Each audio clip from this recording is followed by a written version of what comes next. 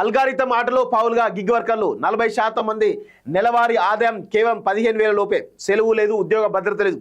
Gig వర్కర్లకు లోన్లు బంద్, తిన్ ఫైల్ పేరుతో తిరస్కారం, శ్రమకు దక్కని ఫలితం. ఇది పార్ట్ టైం ఉపాధి అంటున్న అగ్రిగేటర్లు. ఫుల్ టైమ్గా మార్చుకున్న గిగ్ వర్కర్లు అసంఘటిత కార్మికుల బతుకు చిత్రాన్ని ఆవిష్కరించిన ఎకానమిక్ సర్వే అంటూ చూస్తూ ఉన్నాం. నిజంగా ఈ పార్ట్ టైం అని చెప్తున్నప్పుడు కూడా చాలామంది అందులో దాదాపు 50% పైగా గిగ్ వర్కర్లు దీన్ని ఫుల్ టైం జాబ్గా చేస్తున్నారు. అంటే పొద్దు నుంచి సాయంత్రం వరకు ఇదే పని చేస్తున్నారు. సో అగ్రిగేటర్లు ఒప్పుకోవడం లేదు. సో గిగ్ వర్కర్లకి ఏమో అసలు ఎంత దారుణంగా అంటే చాలా దారుణంగా కష్టపడితే వాళ్ళకి వచ్చే నెలకు 15,000, రోజుకు 500 కంటే కొరవు. ఒక బైకు నిజంగా నేను స్వయాన చూసిన ఎగ్జాంపుల్ చెప్తున్నాను. ఇది అందరూ కూడా గమనించాలి. ఒక ఊబర్లో కానీ ర్యాపిడోలో కానీ ఒక బైక్ నడిపేటువంటి వ్యక్తి ఎవరైతే ఉన్నారో, ఊబర్ లేదంటే ర్యాపిడో ఇంకా వేరే ఉన్నాయి కదా. సో ఎగ్జాంపుల్ చెప్తున్నాను. ఊబర్లో ఒక అతను బైక్ని రిజిస్టర్ చేసుకున్నాడు, నేను ట్రిప్స్ కొడతా అని చెప్పేసి. ఇప్పుడు ఈ బైక్ ఏం చేస్తాడు, తనకు ఒక ట్రిప్ వస్తుంది.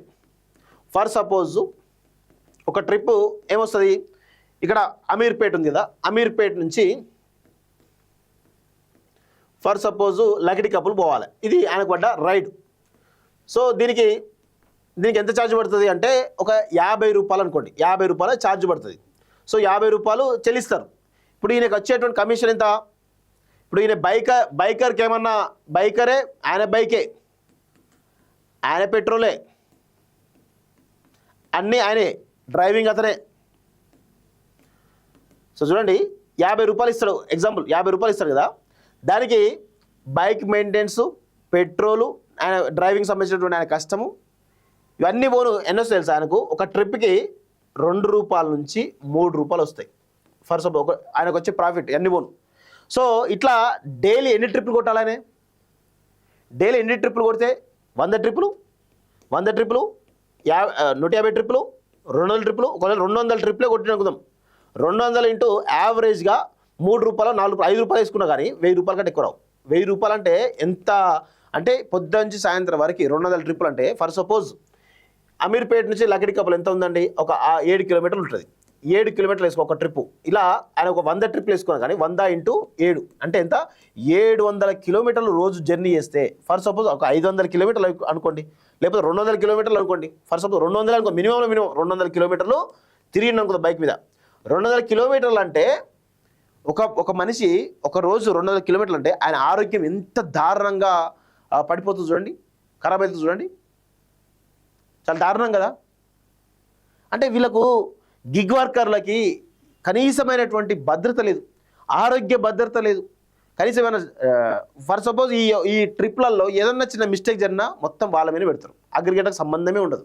చాలా దారుణమైనటువంటి పరిస్థితుల్లో వీళ్ళను ఆదుకోవాల్సిన అవసరం కేంద్ర ప్రభుత్వం మీద ఉన్నది. ఖచ్చితంగా ఆదుకోవాలి. మీరు ఇలాంటి యాప్లను యాక్సెప్ట్ చేసినప్పుడు దీనికి సంబంధించినటువంటి ఎవరైతే గిగ్ వర్కర్లు ఎవరైతే ఉన్నారో వీళ్ళని కూడా వీళ్ళ భద్రత ఏంది, వీళ్ళ ఇన్కమ్ ఏంది, ఎట్లా వస్తున్నది, సామాజిక భద్రత ఉందా, ఆర్థిక భద్రత ఉందా లేదా అనేది కేంద్ర ప్రభుత్వం ఆలోచించాలి. ఇప్పటికైనా దీనిపైన ఆలోచించకపోతే ఇంకా ఘోరంగా ఉండే పరిస్థితి.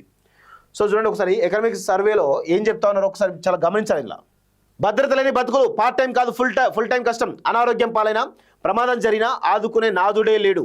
పిఎఫ్, ఈఎస్ఐ, గ్రాట్యుటీ వంటి సామాజిక భద్రత పథకాలు ఏవి వీరికి వర్తించడం లేదని ఎకనామిక్ సర్వే వెల్లడించింది. మహిళా గిగ్ వర్కర్లకు కనీసం ప్రసూతి సెలవులు కూడా దక్కని పరిస్థితి. అగ్రిగేటర్ సంస్థలు వీరిని ఉద్యోగులుగా కాకుండా కాంట్రాక్టర్లు లేదా భాగస్వాములుగా పరిగణిస్తుండటంతో చట్టపరమైన సౌకర్యాలకు దూరం అవుతున్నారు. సెలవు తీసుకుంటే ఆ రోజు ఆదాయం కోల్పోవాల్సిందే. అల్గారిథం నిర్దేశించే లక్ష్యాలు ఛేదించే క్రమంలో ఎదురయ్యే మానసిక ఆందోళన, ప్రమాదాల బారిన పట్టించుకునే వ్యవస్థ లేకపోవడం గిగ్ ఎకానమీలో దాగి ఉన్న చీకటి కోణంగా ఎకనామిక్ సర్వే అభివర్ణించింది. ఇది ఒక పార్ట్ టైం ఉపాధి మాత్రమేనని, అదనపు ఆదాయం కోసమే దీన్ని ఎంచుకోవాలని అగ్రిగేటర్ సంస్థలు వాదిస్తున్నాయి. కానీ క్షేత్రస్థాయిలో పరిస్థితి ఇందుకు భిన్నంగా ఉంది. దేశంలో నిరుద్యోగ సమస్య కారణంగా మెజారిటీ యువత దీన్నే ఫుల్ టైం ఉపాధిగా మార్చుకున్నారు. రోజుకు 10 నుంచి 12 గంటల పాటు కష్టపడుతూ దీనిపైనే పూర్తిగా ఆధారపడుతున్నారు.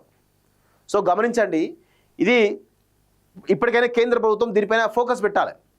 ఫోకస్ పెడితే పాపం వీళ్ళని ఆదుకోవాల్సిన అవసరం అవుతుంది. కొన్ని లక్షల మంది ఉన్నారు గిగ్ వర్కర్లు. సో గిగ్ వర్కర్లు కూడా పాపం వాళ్ళు ఏంటంటే ఇన్సెంటివ్స్ ఇస్తారు. మీరు 100 రైడ్లు వేయండి, మీకు ఒక 50-100 రూపాయలు ఎక్కువ ఇస్తామనగానే పాపం 100 రైడ్ల కోసం చాలా దారుణంగా తిరుగుతూ ఉంటారు. నిజంగా నేను చూసిన, నేను అప్పుడప్పుడు ఈ ఊబర్లలో ర్యాపిడోలో తిరుగుతూ ఉంటాను, కావాలని తిరుగుతూ ఉంటాను. సో చాలా దారుణమైనటువంటి పరిస్థితులు ఉంటాయి. సెలవు లేదు, ఉద్యోగ భద్రత లేదు, శ్రమకు దక్కని ఫలితం. ఇది పార్ట్ టైం ఉపాధి అంటున్న అగ్రిగేటర్లు, ఫుల్ టైమ్గా మార్చుకున్న వర్కర్లు, అసంఘటిత కార్మికుల బతుకు చిత్రాన్ని ఆవిష్కరించినటువంటి ఎకనామిక్ సర్వే అంటూ చూస్తాను. సో 100% కాంగ్రెస్ ప్రభుత్వంలో కూడా అసంఘటిత కార్మికులకు సంబంధించినటువంటి ఒక సంఘం ఉన్నది, ఒక వింగ్ ఉన్నది. ఆ వింగ్ ద్వారా వీళ్ళ బతుకులకు సంబంధించినటువంటి దానిలో మీరు చేయండి. వాళ్ళు ఏం చేస్తున్నారు ఏందో మొత్తం ఆరా తీయండి. గిగ్ వర్కర్ల చట్టాన్ని తీసుకొస్తామని చెప్పి రాష్ట్ర ప్రభుత్వం చెప్పింది, ఇంతవరకు దానిపైన కనీసమైన ఊసు లేదు, ఏం లేదు. సో స్మార్ట్ ఫోన్ చేతిలో ఉంటే చాలు, ఎప్పుడైనా పని చేసుకోవచ్చు, ఎవరికి తలవంచాల్సిన పని లేదు అని సంబరపడే గిగ్ వర్కర్ల బతుకులు తెర వెనుక అల్గారిథం చేతిలో కీలు బొమ్మలుగా మారుతున్నాయి. స్విగ్గీ, జొమాటో, ఓలా, ఊబర్ వంటి ప్లాట్ఫామ్ల ద్వారా ఉపాధి పొందుతున్నటువంటి లక్షలాది మంది కార్మికులు స్వేచ్ఛగా పనిచేస్తున్నామని అనుకుంటున్నాం. వారి పని గంటలు, వేతనాలు, పనుల కేటాయింపు అన్నీ ఓ కనిపించని సాంకేతికత నియంత్రిస్తున్నది. ఈ మేరకు ఆర్థిక సర్వే 2025-26 ఈ చేదు నిజాలు వెల్లడించింది. ఏఐ, మెషిన్ లెర్నింగ్ రాకతో గిగ్ వర్కర్లపై పర్యవేక్షణ పెరిగింది. అల్గారిథంలు పనిని కేటాయించడం, రేటింగ్ ఇవ్వడం వంటివి కార్మికుల్లో మానసిక ఒత్తిడి పెంచుతున్నాయి. ఉదాహరణకు జొమాటో, స్విగ్గీ దాంట్లో ఏ ఆర్డర్ ఎవరికి వెళ్ళాలి, ఏ రూట్లో వెళ్ళాలి, ఏ పనికి ఎంత ధర నిర్ణయించాలి, ఇలా ప్రతిదీ ఒక సాఫ్ట్వేర్ ప్రోగ్రామ్ నిర్దేశించింది తప్ప ఇందులో కార్మికుడికి ఎంపిక చేసుకునే అవకాశం శూన్యం. రేటింగ్స్, ఇన్సెంటివ్స్, సర్జ్ ప్రైజింగ్ పేరిట అల్గారిథం సృష్టించే మాయాజంలో చిక్కుని గమ్యస్థానాలకు చేరే క్రమంలో కార్మికులు తీవ్రమైనటువంటి మానసిక ఒత్తిడికి లోనవుతున్నారు. సాంకేతిక మాటన సాగే ఈ శ్రమదోపిడిలో మనుషుల పర్యవేక్షణ లేకుండా యంత్రాలే వారి భవిష్యత్తును నిర్ణయించడంతో గిగ్ వర్కర్లు కార్పొరేట్ కంపెనీల లాభాల వేటలో పావులుగా మిగిలిపోతున్నారని నివేదిక స్పష్టం చేసింది. మరోవైపు తక్కువ నైపుణ్యం అవసరమయ్యే డేటా ఎంట్రీ, కస్టమర్ సపోర్ట్ వంటి గిగ్ ఉద్యోగాలను ఏఐ రీప్లేస్ చేసే ప్రమాదం పొంచి ఉందని సర్వే హెచ్చరించింది. 2030 నాటికి గిగ్ వర్క్ ఫోర్స్లో 33% మంది తక్కువ నైపుణ్యం గలవారే ఉంటారని అంచనా అంటూ చూస్తాను. సో వీళ్ళకు సపరేట్ శాలరీ రాదు, వాళ్ళకైతే రోజుకు ఒక 500-600 వస్తాయి. దానికి లోన్లు వస్తాయా? లోన్లు రావు. అదేవిధంగా 2030 నాటికి 2.35 కోట్ల సంక్షేమ నిధికి వాటా అంటూ చూస్తాం. సో ఇట్లా మొత్తానికి అయితే గిగ్ వర్కర్ల యొక్క జీవితాలు అగమ్య గోచరంగా తయారైనాయి. మరి దీనికి కేంద్ర రాష్ట్ర ప్రభుత్వాలు మరి ఏం చేస్తున్నాయి? వాళ్ళ బతుకులను మార్చాలి కదా, దానికోసం ఆదుకోవాలి కదా, ఎందుకు ఆదుకోలేకపోతున్నాయి? చాలా దారుణం కదా. అల్గారిథం ఆటలో పావులుగా గిగ్ వర్కర్లు 40% మంది నెలవారీ ఆదాయం కేవలం 15,000 లోపే. సెలవు లేదు, ఉద్యోగ భద్రత లేదు.